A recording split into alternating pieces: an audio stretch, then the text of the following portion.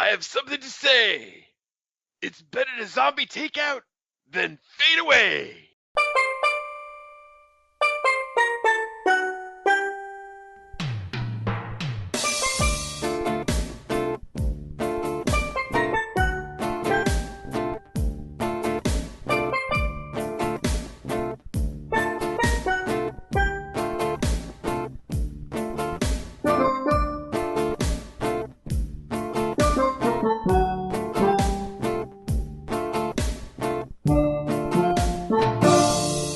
What's up? Welcome to episode 200 of Zombie Takeout, Zombie takeout. the B-movie and cult movie podcast. I'm Uncle John. And I'm Scotto. And before we get to this week's movie, we've got some listeners submitted. This is from Jen Miller, and actually it's from a private message on Facebook that I asked her for permission to read on the show. In reference to last week, but in reference to our last episode, Beaches, she said, so finally getting a chance to listen to the April Fool's episode, and already had to stop it at a cross between B. Arthur and Nathan Fillion. A little later, she sent another message saying, end at beaches taking place on the lunar surface. And then afterwards, she sent a third message saying, LOL, nicely done. Thank you, Jen. Yeah. You know what? I wonder if that's our last April Fool's because... Well, that was the idea we came up with just after we did the Switch episode of Trailer Clash. Yeah. We've had that idea for like 2 years, and we came up with the big bus in the interim, so hopefully by next year we'll come up with something else. No ideas so far. I don't know. I mean, we've done a lot of April Fool's episodes in our esteemed history of podcasting. We've done 5. 5? 2 for TAS, 3 for ZTO. Oh, okay. That's still quite a bit if you think about it. The Trailer Clash Switch was our first April Fool's Day episode. We didn't do April Fool's for our first 2 years. You're right. Well, I thought we did a maybe will not be seen tonight kind of thing. Possibly. I don't recall that. But then we did the Trailer Clash thing, we did Big Bus, and now this. I thought we said we were doing the big bus, and then we didn't do the big bus. Maybe that was possible. Yeah. I have faith that we'll come up with something by next year. You got almost a year. All right. And continuing listeners submitted, Danny Meeks on Google Plus in the comments for the trailer for this week's movie said, one of my favorite movies as a kid. The soundtrack introduced me to Queen as well. And of course that brings us to this week's movie, which is from 1986 Highlander. And of course the impromptu plot summary, sponsored by nostalgia, turning even the biggest pieces of crap into unassailable classics. And also brought to you by Foreign Accents. A Belgian playing a Scotsman playing a Spaniard-Egyptian, and whatever the hell Clancy Brown was supposed to be. It's all interchangeable. They said he came from one of the most ancient families. He was from the steppes of Russia, really. Oh, that's right. Yeah. I forgot that one. But what the accent actually was, who the fuck knows? Just a growl. Clancy Brown specializes in the weird accent that really has no geography. Marconi and John Dies at the End. We talked about that in John Dies at the End, and the episode of Enterprise he did. They're all just weird accents that you can't trace, that he made up. Pretty much. All right, this is a pretty simple impromptu plot summary if you think about it. We have these immortals who are living among us. They have been around for centuries. And they're, I guess, this kind of a King of the Mountain kind of game that they've been playing for millennia or whatever. And the objective, of course, is to have only one left. We get the feeling that there were alliances formed, that there are some good and evil immortals, but they really don't go into enough detail of it. There's an obvious alliance in the movie. The Connor, the main character, and another immortal he has a conversation with. Right. So you get they suggest that there are alliances in play, but we don't really get to see them at work. And they're all temporary anyway, because there can be only one. Well, right. If it comes down to it, they will just have to kill each other. It begins, actually, you kind of get the feeling the first one that he fights, that they may have been friends at one point. Yeah. Because when he sees him, he's kind of like, oh, you too? You know, I really wasn't looking to kill you kind of thing. Right. And So yes, they get to they the only way they can be killed, they're not really immortal, is because if they get their head chopped off, then they lose their powers and they die. And of course, the person that does it collects their power or gathers it, if you will, A bit of a uh, fireworks display. with a bit of fireworks display and gains that power to move on. The ultimate prize, of course, it's vague in the beginning, and then in the end, you're kind of like, really? That's it, kind of? Yeah. Um, but it's essentially that the game is over. They gain, superior, They basically can read everybody's mind in the world. right, and Just be incredibly noisy. and become mortal. And That too.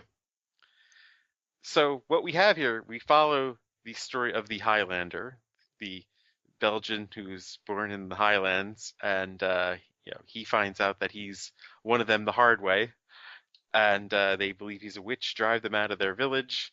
Um, he is then taken under the tutelage of an older, wiser immortal who, well, a questionable accents, of course, again. Yes. Ramirez, do you say? Like, Yeah. anyway. Kind of an ironic casting there. Oh, yeah. Had to be intentional. I really think a lot of this was intentional. Yeah. But anyway, um, so he's actually forced out of his village. He finds out the hard way from the Kurgan, who is, of course, the heavy. Um, when he tries to kill him in battle, he just stabs him and then doesn't get the chance to cut his head off. And that's when he's forced out of his village. Then he's trained, and your montage scene. I actually have in my notes obligatory training montage complaint. You gotta run on the beach. Because I don't have anything specific to say. I just want to lodge an obligatory training montage complaint. And of course, the land, the faraway place where the gathering has to happen. Where else would it be than New Jersey? We're so exotic here. Yes. Well, I mean, if it was good enough for Aaron Burr and Alexander Hamilton, True. it's where shit gets done. I wonder if Burr and Hamilton dueled in front of a Silver Cup sign. I now want to Photoshop something. Yeah. But yes, they are then loose in New York City, where the police, of course, are trying to figure out why the fuck people are getting their heads chopped off and what's going on, and hilarity ensues. Now, it opened with a wrestling scene. Yeah. A scene shot at a wrestling, or taking place at a wrestling match. Which at the time seemed like an odd choice, but thinking about it just now, it makes perfect sense because, it's a contest. It does. It's a little on the nose, actually, having thought about it a bit. I've seen this movie, I don't know how many times, because it was one of those things when you see on cable. Yeah, you watch it. You watch it all the way through. You can probably count on one hand the amount of times I've seen it from the very beginning. I didn't exactly remember the wrestling montage. It didn't surprise me. It wasn't like, I never noticed that before, but it never really caught my attention before. I also haven't seen this in probably 15 years. It's been quite a while for me. Yeah, it's been a little while now since the last time I've seen it, but it's definitely like the first time I've seen the beginning in many, many years. I kind of remember, I thought Big John Studd was in the beginning, but no, it was just some dude that kind of Looks like him. looked like him. I don't know who they were. I was a WWF kid. I don't know the other leagues that they were. It looks like more from a Southern league, the Freebird. Yeah. Now, just getting real general for a second, I can list the positives of this movie for me very quickly. Connery and Brown's performances, and a throwaway line in which Ramirez calls Connor a pendejo. That I never caught until this time. I probably didn't know what it meant before this. That's it. Those are the positives for me. Really? This movie is incredibly dated, and the sword fighting scenes are comical. It's basic stage combat. They didn't trick specifically for swords, I don't think. Lambert's performance is at times wizzo bad. He is English as a second language. Well, that too. The irony for those who may not be familiar with the movie that I mentioned before, Connery is Scottish. He's supposed to be the Egyptian Spaniard. Lambert is Belgian, I think, doing a generic European accent, and he's supposed to be the Scot. And he kind of slips into his Scottish accent every now and again too. A few words that are very, very Scottish, like Right. lock and what have I, you. I would compare the performance much more closely to Kevin Costner than Wiseau, actually. On the whole, probably, but there are points when he gets Wiseau bad. There are some parts where, of course, he is funny. Mhm. I also seem to remember more lightning during the quickening. Yeah, the quickening. There was a little bit of like 80s sci-fi blue, electrical lines coming up on some cars, and then some windows blowing out, of course, and that's it. Yeah, lots of broken glass. And then when I was doing the research on this, the IMDb searches and what these people have done, it it made sense what we were seeing exactly. The director, was it Russell Mulcahy did a Russell lot of Mulcahy, music videos back in the day. right, was a music video king. Mhm. And if you look, I mean, early 80s music videos, this is the motherfucker that directed Video Killed the Radio Star. Think about that. The first music video. Well, it wasn't the Well, first. I no, mean, but the the first Brits played were on doing, MTV. It's what I meant. right, the Brits were doing videos all the way back into the 70s. Right. But, I mean, it is the OG, Mhm. video in America, really. So, yeah, he was back then, and they had those certain things. Each video had to have glass breaking. Mhm. This motherfucker, I believe, directed "Hungry Like the Wolf" video. Probably. I think I saw that in his Like credits. all of the classic videos from the early 80s were his, I Like think. crazy, crazy shit. And of course, they all had a lot of the elements that you see In this movie. in this. The use of breaking glass, of water, Yeah. just insane shit like that. And I don't think he makes the transition to features quite as well as others like Michel Gondry started in music videos, made a great transition into live action, into Certain. feature films. Well, Spike the Jonze, king, same of thing. course, is Spike Jonze. Yeah, he's the. Mhm. Speaking of music videos, the flashback scenes to ancient Scotland looked like a cross between Holy Grail and a Spinal Tap video. With the hair. Yeah, the hair and the sort of generic barbarian costumes. I didn't have that much of a problem with those. I mean, they didn't stand out all that much as part of it, but it wasn't anything over the top. And the battle scenes in those flashbacks, particularly that big one with the Kurgan, Yeah, it was almost as bad as Atoichi. I liked the weirdness of that scene though, where nobody was fighting Yeah, him. that was an interesting twist. And they telegraph it ahead of time when he says, when Kurgan says, everybody leave him alone. Well, yeah, but him just walking the battlefield, fight me, somebody fight me. Yeah. And I can kind of see why we thought it was cool in the day. Lots of swords, a fairly original concept, and look at the videos from the era. Yeah. It just doesn't hold up. That's my issue with it. And it's sort of this sacred cow for, sci-fi fantasy. Well, yeah, I disagree because I mean, it's over the top, and I think it's purposely so, almost to the level of an impressionist painting. It's so over the Interesting. top. But come on, think about it. The swords knocking down stones and Yes, stuff, yes. and I mean, it just Hmm. they wanted this director to just blow this thing away, you know? Possibly, yeah. I think definitely. I mean, the sword fights, where they're just knocking down walls with the swords and stuff. I mean, I don't care how many times you fold the metal. No, it's not going to go through stone, no. It's not just go through stone. It's gonna destroy bricks. Or that trick that Ramirez pulls with the tree. You're not going to do that with one hand. And yeah, the fight with Ramirez and the Kurgan, where they just, I mean, destroy the whole Yeah. castle. It's still a fucking classic, where there's nothing left but the staircase at the very end. And when Kurgan bursts through the door, you can see that the door is foam core. Yeah, It's stark white on the inside.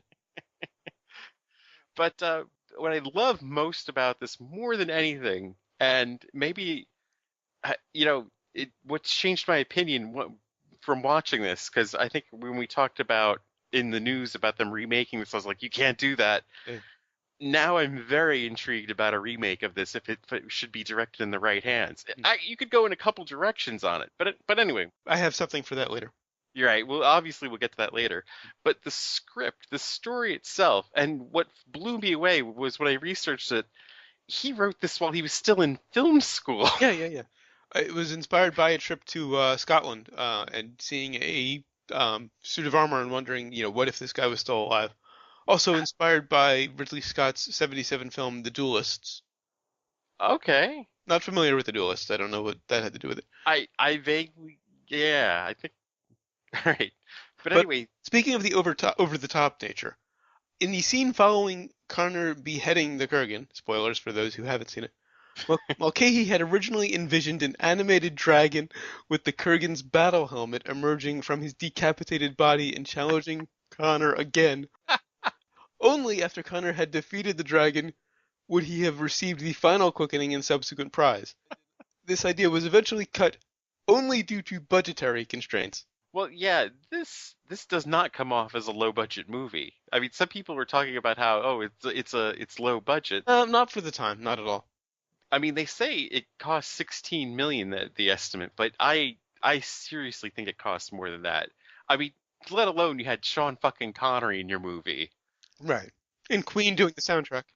The cast are no slouches whatsoever if you think about it. Like the minor players. Brown wasn't well known at the time. This wasn't long after Bucker Banzai. He wasn't Right. really well known. No, he was not. Connery obviously was a legend at the time. But like John Polito, who I Yeah. mean, True. he's doing all sorts of things before that. I mean, it's very interesting. But man, the script, the story still, I can't say enough about if you think about it. Every little thing that he threw in there really does mean something. I mean, there aren't many throwaway parts because Mm. you start off with the wrestling, right? Yeah. The bloodthirsty crowd. Right. Yeah. And then you quickly cross over to Scotland where they're chanting about killing them all and ready to they're True. whipping up the bloodlust. Yeah. I mean, he's making this whole statement about mankind throughout history and how we have not changed a single Yeah. fucking bit. Good point. Even the quick scene in World War II, Hmm. the irony of, you guys are the master race. Of course, this is an immortal Yeah. telling Right. the Nazi that he's sort of the master race. I really don't have any complaints about the story or the script. There's a reason why this has endured so much, why the series was popular, Yeah. and why people wanted to kill someone when they did the sequel to this. Well, yeah, it ends with him getting the prize. There's no I Smell sequel there. The story is fucking over. Yeah. There's no wiggle room. Oh. We were born this way. They specifically say it. And okay, it's over. He gets the prize. The whole thing is over. He is the last immortal. He's eventually going to die. Why the hell are we looking at sequels and and another TV series and anything after this point? It should have been a one and done. Yeah. I mean, the only way you could do a sequel to this is a new round of Immortals born Mhm. after he dies. Right. That's the only way you do it in the future, which doesn't have the appeal because then you don't have the good historic scenes. Now, in the very beginning, it says they come from the dawn of time, suggesting that there have always been immortals as long as there have been humans. What did they do before swords were invented? That's a very good question. Because initially I'm thinking, why haven't they updated the guns? But you can't take a head with a gun. Right. But what about before there were swords? You can't take his head with a rock either. Well, maybe they didn't die until. Well, they had more. Obviously, they had more younger immortals that were born along the way. Yeah, of course. But if the whole point has always been to have this ongoing contest since the dawn of time, which is the exact line in the prologue to the movie, how did they have the contest before they could take heads? That's just, seems odd to me. Also, there's a scene where the female cop, the love interest, picks up a sword left over from that initial fight and knows exactly what it is and that it's not a fake just from glancing at it 2 seconds off after picking it up off the ground. She wrote a pretty big book on swords. Yeah, but still you can't verify that it's real glancing at it for 2 seconds. You could say it looks like this and maybe after, a minute say, yeah, I think it could be real. You can't verify it. Put it up to her forehead. Yeah, yeah. Also, and this is just me nitpicking about the swords because I collect them. Kurgan has a sword that can be taken apart and put in a suitcase. That's not going to stand up to much use. He's putting it back together by hand, tightening the bolts by hand and whatnot. Yeah, you're not going to take a head with that. The blade would give before the spine would. Hell, before most of the tissue would. I think he's been killing people for centuries, though. He knows what he's doing. Yes, yes, and it's fantasy, so that's why the sword can do it. But it's just, I don't know. It just seemed an unnecessary scene, an unnecessary, stretch of logic when he could have snuck the sword in some other way. He's a big guy. I say you be done with it and give them magic swords. Hmm. Why not, Yeah. Again, obligatory complaint about the training montage. And I just want to get back to this. I called it out at the very beginning. The pendejo line. Any word of Spanish or the whole like, what is this haggis? Yeah, yeah. In a Scottish accent, which was hilarious. Yes. But I've just never caught it or didn't know what pendejo. I don't think I knew what pendejo really I meant. probably didn't back then Time. either. But it stuck out like a sore thumb. He calls Connor a pendejo. Yes. Probably my favorite part of the movie. But okay, the sword fight between Ramirez and Kurgan in the castle, that's falling apart around them. Yes. There's a point there where Kurgan is just holding the sword. I will say not Kurgan. Clancy Brown is just holding the sword stationary, and Connery is just whacking at it. It's like a Graham Chapman in the Black Knight. Yeah, yeah. And this happens a couple of times. Out.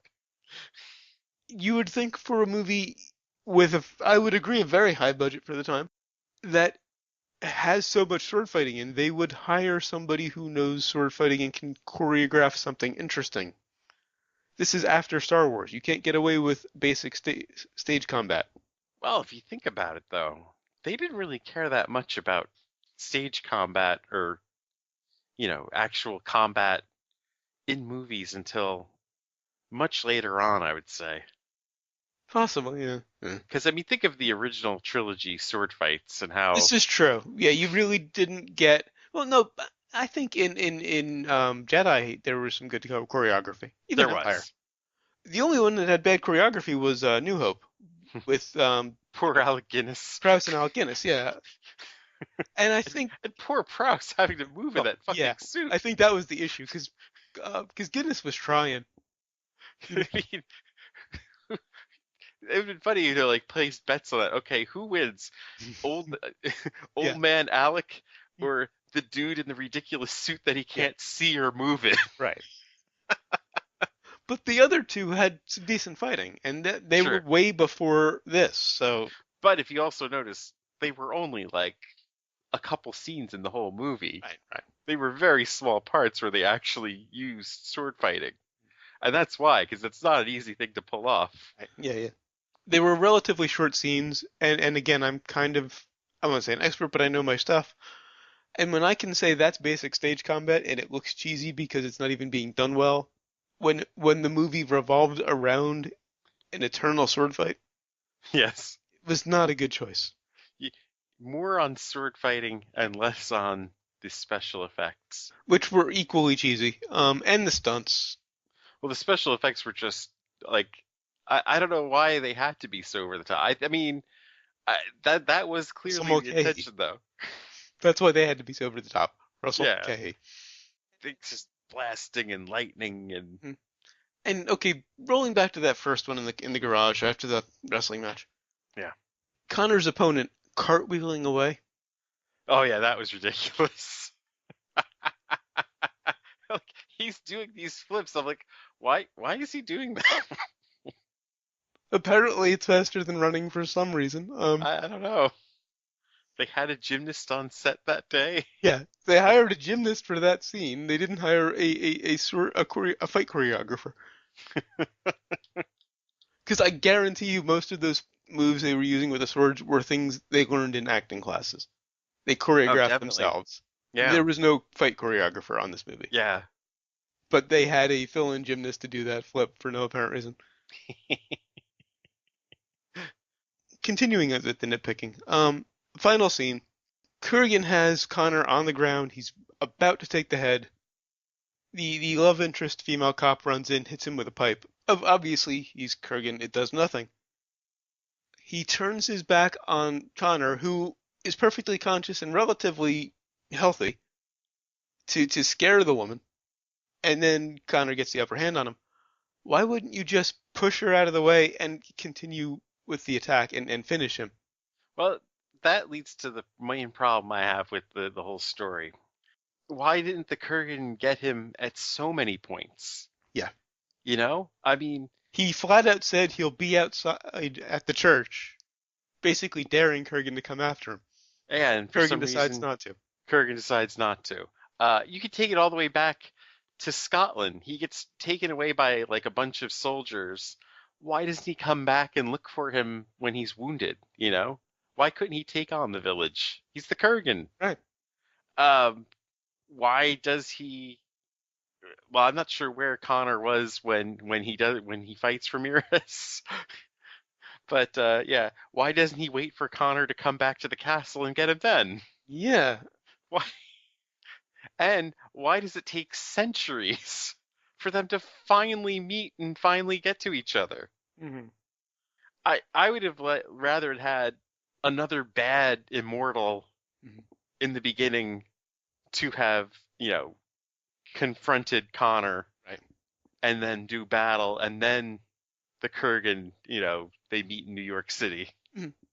Yeah, don't make him the central villain for the entire movie when he's not really gonna do anything other than be Right. creepy. Also, the scene where they're like in the park together and the Kurgan, walks up and you see him in the background for the one scene where they're, talking, Right. rather than just ambushing Connor, he waits, he goes Hmm. to his girlfriend's apartment to kidnap her instead.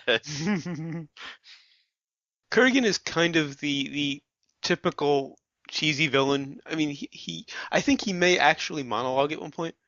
Oh, definitely. He's the guy who is so impressed with his evilness that he has to show it off instead of actually doing the job.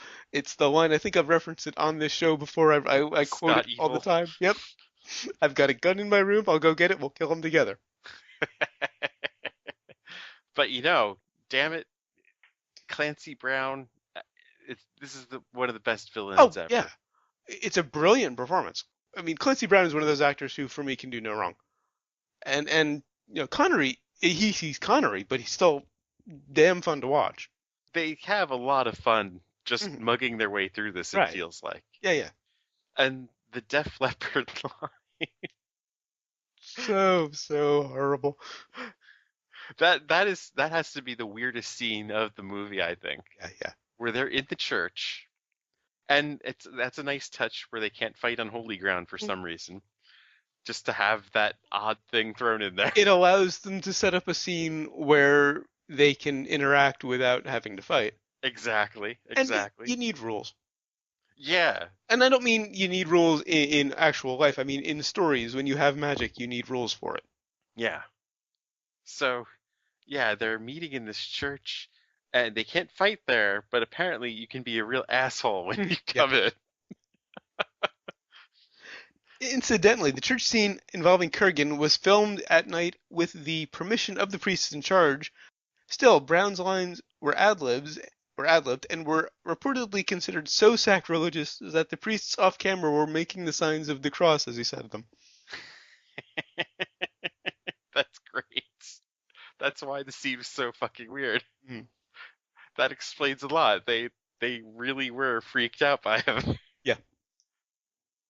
If the priests in the scene were the actual priests, and I can't see why they wouldn't be, why hire actors when you've got priests there? And they And the don't whole really have thing long. about him shaving his head Mhm. as the disguise. hilarious. And they weren't taking that seriously. He, the way he delivers that line, he's being very sarcastic, like Right. it's a disguise. Why the fuck did he shave his head? Change of identity, because you got to die every so often. I guess I don't know. But He when didn't seem you to. when you're like 7 feet tall, which Clancy Brown is, Right. and you look like that, it's kind of hard to be somebody else. But he didn't seem to have as much of a problem with the whole identity thing as Connor did, Right. or Russell Nash. Um, Because of a cop who had some preternatural ability to ferret out someone who wasn't who they say they are. I love that. That was so. I wish they had gotten Jeff Goldblum to play that part Yeah, yeah. because that was such a Jeff Goldblum. Well, obviously, the way they deliver some of the lines, you're just like Yeah. they they uh they knew exactly what they were doing here. And now on to the part that cost it the brain that Clancy Brown and Sean Connery's performances bought it, the final quickening. With the swirls of The whatever. Looney Tunes episode on acid. Who Framed Roger Rabbit did take a lot from this, didn't it? Yeah, and not in a Because good way. I thought, the judge was very Clancy Brown Hmm. when he became, of course, Yeah, the villain in the end. right. But okay, he takes Kurgan's head, and the fireworks and the window shattering and yada yada. And then there are these cartoon creatures circling him. The dragon that he was hoping for. Is that the dragon? Okay, it looked like Probably. it looked Once you mention it. seriously Looney Tunes. Oh, of course. And he's just kind of shaking in fear, and then it goes away, and he suddenly has the power. And what happened to Kurgan's body? Did that fly away? It disappeared. Well, Yet yeah, the whole B story is about the cops finding the body from the beginning. but then they started like flying and shit. Like the one person that the Kurgan killed before Right. his final fight, that body like flew. I don't know if it flew away, but it flew. But okay, why did Kurgan's body disappear when none of the others did? Granted, he was the penultimate Highlander, or penultimate immortal, sorry. So maybe there's some other rule they didn't inform us of there. Yeah, I feel there's a lot that they left out. Yeah. And the one thing I really like about this movie is that they didn't feel the need to explain a whole lot. More on that in 2 weeks, because we're doing the Renegade next week. Because think about it, how many movies would have done the subject matter Mhm. and would have put Scotland this year, in True. 15, whatever. Well, I think they do give him a year, I don't think. Well, they say it somewhere in yeah. like But what they don't year put it on as a chyron on the screen, no. yeah, like that first half hour of this movie, they are all over the place Mhm. and not saying shit as to what is going on. Like if you didn't know the plot of the movie, at first you're kind of like, maybe was this like an ancestor of his or something? Yeah. That's all I was thinking about. Like if I had never seen this movie Good before, point, yeah. I'd be like, is this, wait a minute. Oh, it's the same guy? Mhm. Like you wouldn't have figured that out probably until about 20 minutes in. I don't think that's a good thing, though. Why not? Well, I may be overlooking the batshit insanity. I don't know. I never really thought of it as batshit insane, but come to think of it, you may be right. Oh yeah, it is. It totally is batshit insane. Anyway, I'm done with my notes. You know what? I've been doing this without my notes. I've actually I've pretty much hit on them. Okay. Yeah, Polito, Flip Happy, Sparkle Palooza. The That's what I used to beginning. describe the opening sword fight. Oh, the New York scene, as I usually refer to it. Very Sam Raimi.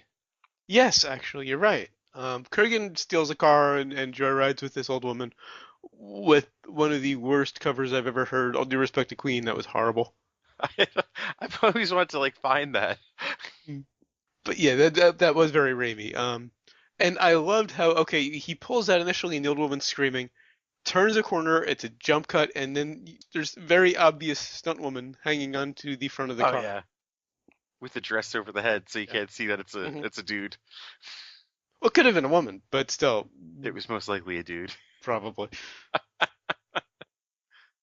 Yeah, that was maybe I should have adjusted my expectations. It wasn't what I expected it to be. Maybe that's my problem.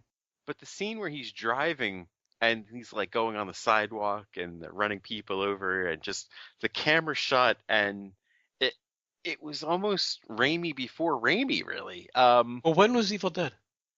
Um, Evil Dead I think was before this, Uh, like the first one I'm thinking. okay. But I'm thinking it was more of like Darkman Sam Raimi, Oh yeah, good point. You're right. which was after Oh, this. after this, yeah. Oh, wait a minute. Evil Dead 2 was 87. Okay, Evil so Dead would 1 have been was before this. 81 though. Yeah. But you're right, it is much more Darkman, which was later. Yeah. Huh. Maybe Raimi got it from this. I could see, well, when we get to sequels and Hmm. remakes, I think, Oh, we're there if you're done with your notes. Oh, okay. Yeah. There's two different directions this could go in if Hmm. you were to remake it. Well, first off, there are a number of sequels. Highlander 2: The Quickening, Of Highlander course. 3: The Sorcerer. Never saw that one. But honestly, this needs a reboot, Highlander not a sequel. Endgame and Highlander: The Source. Endgame had Adrian Paul, Duncan MacLeod. I don't remember exactly how they were related. They were cousins. Cousins, and I'm sure The Source did as well. There's also a live-action TV series that followed Duncan MacLeod, and Yes. the It was very animated good. series. It had its moments. From what I recall, I enjoyed it, and I Oh yeah. remember it being way better than this movie. But on to what you're chomping at the bit for. In March 2008, Summit Entertainment announced that it had bought the film rights to the Highlander franchise and is remaking the original film. Originally, Iron Man writers Art Markham and Matt Holloway were writing the script, but Summit Entertainment turned to Melissa Rosenberg to write it, instead, with the release scheduled for 2011. In September 2009, Fast and Furious director Justin Lin was announced as the director of the film, while Neil H. Moritz was slated to co-produce. That would have been terrible. Mhm. However, in August, Lin dropped out of the film due to commitments to other projects and was replaced by 28 weeks later director Juan Carlos Fresnadillo. I've had to use his name recently. I forget what it was. He directed. Actually, I think we were talking about this remake. I've used his name a couple of times. Yeah. In June 2012, Ryan Reynolds was announced to play the lead role of Connor McLeod. I believe we That complained would have about that at the that would time. have been a disaster. Due to creative differences, Fresnadillo left in November 2012 and Reynolds departed in June 2013. In October 2013, Cedric Nicholas Troyan, visual effects supervisor and second unit director on Snow White and the Huntsman, was hired to direct the film. It'll be his directorial debut. Filming is set to begin in 2014 using the original script by Art Markham and Matt Holloway. So Hmm. the visual effects guy from Snow White and the Huntsman is directing. Ah, who knows? Well, he could be good. Who knows? He Yeah, could be. He's from the right genre at least, true. Very true. And Like the he doesn't Fast have and a history in music videos. like the Fast and Furious guy would have been Yeah. ridiculous. I mean, it would have made the scene with the Kurgan driving better, but That's about it. aside from that, yeah, I can't see it. Yeah. Um, so yeah, I mean, it would have been cool if they gotten like Del Toro or Raimi to do Yeah. this. And I mean, yeah, you can reboot all of these other things. Some things have been franchises have been rebooted within the last decade Oh twice. yeah, Spider-Man. I mean, And why not reboot I this? like the reboot, by the way, of Spider-Man. The Amazing Oh yeah, and much better. At least the first movie. I haven't seen the second one yet. I'm Spider-Maned out. I I I don't know how many times I could see Spider-Man. He had a New York accent. It's about fucking time. I don't know how many. I'm done. Uh-huh. I've seen it Anyway, back already. to Highlander. But there, you could do that. A high effects person. I think an interesting approach to this would have been a low effect. Yeah, Just concentrate on the sword play, do practical. and I mean, aside from the heads being cut off and maybe some light from that, Right. just go like completely low tech on it, since these are low tech guys. Yeah, they're using swords. Yeah. Just trying to So think of another director. And I know I was defending him, but you know who would actually come closest to reproducing the original? Just occurs to me as I look over at my copy of Watchmen. Snyder. Put Snyder on this, it would be the original. he would. He'd be very faithful to the original. He'd be very faithful, but also consider his style. He is big and over the top in that way. Yeah, He would match it 1-to-1. I don't think that's a good thing. I think I mean maybe this fantasy one that they're going with this new guy will be good. Del Toro would be an amazing choice now that you He mention it. would be. He really fucking would be. But Possibly Peter Jackson. somebody like Kenneth Branagh doing it, just Interesting. He did well with Thor. just something completely, did he do Thor? Wow. The first one, yeah. Okay. But yeah, It'd just be something interesting, like yeah. that. Very straight in Mhm. laced. On the brains. On the brains. This was a 3 just for Brown and Connery up until that last quickening, and then it dropped a brain. I'm going to. Wow. Wow. It was crap. This movie is so much fun though still. It's I'd watch it again right now. It's got it's just madness. The Yeah, whole movie true. is fucking True. madness. where the director's just so over the top. The screenplay is just has anything been done like this? I don't know. I think, like I said, that's why it was so popular. It's an interesting idea, an interesting story, and a lot of swords, and it looked like a music video. That's why it was Well, it's the whole popular. thing. I mean, you have the soundtrack from Queen, which And is Queen. just Yeah. insane. Right. I mean, that Princes of the Universe song has to be my favorite Queen song still, bar I none. liked it. A little repetitive, but there are some great songs in the movie. And actually, the love story in the movie isn't annoying. Well, the first one True, at true. Yeah, least, the original isn't at all. or the middle one, I guess you could say. I mean, you Mhm. really like think, wow, what would it be like to just like not die, and your partner's growing older right before you and Mhm. so it really took into a lot of consideration that most action movies wouldn't even go near. Fair enough. So you have that all these concepts with the script, the insane over the top director, the musical chair of accents that Mhm. they used to cast this. Yeah. Because why wouldn't you put Sean Connery as Connor? Mhm. I mean, I know he's He's old a and little older, stuff, but why wouldn't you but hire someone Scottish right, and hire someone Spanish for Ramirez? right, The casting I had mentioned, and I think I might have stolen part of this from someone. For the remake was Ewan McGregor for Connor and Banderas for Ramirez. yeah. Oh, that would just be so awesome. That'd be perfect. Somebody, by the way, I think one of the actresses is the one that he rescued Uh, in World War II yeah. is actually Ewan McGregor's aunt, Oh wow, or was, I think. she was a kid at that point. Granted, Yeah, that was 30 years ago or so. yeah. So yeah, this crazy cast. I'm still going 5 because I'd watch Okay. this if it were on right now. And what have we learned? We learned that New Jersey's the place to go to get Mhm. shit done, and you can't have a climax with Good and Evil without a silver cup. Right. And I learned that we really had no taste in the 80s. I don't know. Well, you know what? They didn't because this bombed. Well, that's it. Okay. Interesting way to spin that.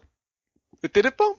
Well, think about it. It cost 16 million to make, and Uh, I was looking at it like, well, how did it do box office wise? And I think it grossed like 12 million okay. worldwide. All right. I mean, It, it, granted, they made their money back later. it's such a classic now, particularly among geeks. It's kind of a sacred cow.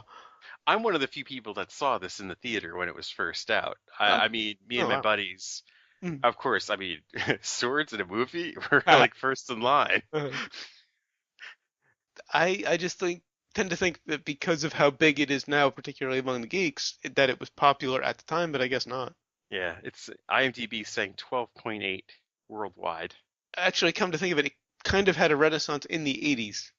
Or in the 90s, I should say. My The bad. My bad. series. The series brought this back. In the 90s, yeah, that's when Yeah, people started to look back on the movie and think it was good again. because the sequel that was released, people wanted to kill them, Right, yeah, there was and then they a lot did of the controversy. show, Again, more on and they that in the next redeemed. 2 weeks. Yeah, But yeah, the series, people loved it. It's on, I think it's still on Netflix. I should go back and it check it. probably is. All right, so until 2 weeks from now, when we'll be reviewing Highlander 2, the Renegade Edition, we're doing the Renegade Edition first for some odd reason. It's here. It would make sense to do the original, but we're doing that afterward. Um, I guess we want the better version first. I've never seen the Renegade version. Come to In think of it, neither fact, have I. I've only seen the Quickening, the original, once. yeah, I've seen that in the theater, and I think I may have seen it once. I get like pieces of it after that. Just shook my head and turned off Ha. the. Which is worse, the aliens or the big energy sphere around the Earth? Oh man, tough to say, but We'll we have get to two that in 2 weeks, episodes. in a few weeks from now. Yeah. Until then, go to zombietakeout.com, check out the album art, the episode description, of course, the episode itself, which you're already listening to. Links to find us on Facebook, Twitter, and Google+. Oh, and YouTube. Links to subscribe via RSS and iTunes. Please leave us a rating and a review on iTunes. We'd really appreciate it. You also find the movie list, every movie we've reviewed so far, and every movie we're going to review, up to 203, I want to say. Yeah, 1, 2 is the Highlander 2, and then 3 is Reform Schoolgirls. Oh, a movie that we should do in the future, and I think it may be on the list, and it's in relation to Highlander, Okay. because it's the same writer. Prophecy. I'd be up for that. I don't think it's on the list. I will check. Otherwise, it will be added. And when I saw that this is the same dude, I was like, it makes perfect Oh, fucking absolutely. sense. Yeah. The immortals in Prophecy are the angels. Yeah. That was the one And they're with walking, right? yeah. And So Glenn imagine Danzig, yeah. imagine if they did the Highlander with Christopher Walken as Yeah, basically. You also find the request form. If you've got a movie you'd like to hear us review, leave it on the request form. We'll get to it. And the recommendations list. Before I started watching this, I will actually count it as hours. 9 hours ago, I was sure this was going to be on the rec list. I was too. And then I watched it. And you were still willing to put it there. Oh, definitely. You can also email us, zombietakeout@gmail.com, or leave us a voicemail at 414-368-ZTO1, or for the alphanumerically challenged. For the 200th time, they can go fuck themselves. Don't think you've said it every time. No, probably not. 414-368-9861. You always remember that you will always be calling from the middle of Milwaukee, and until 2 weeks from now, always remember, never forget, wherever you go in life, there you are. There you are. This cannot be. It's the devil's work.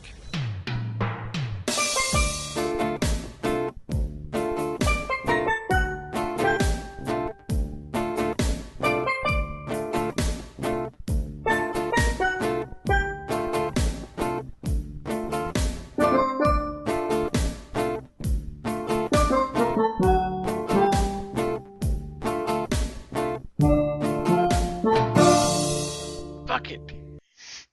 And we're Riley. going. I'm glad you recorded that. I got the tail end. It's not that good. All right.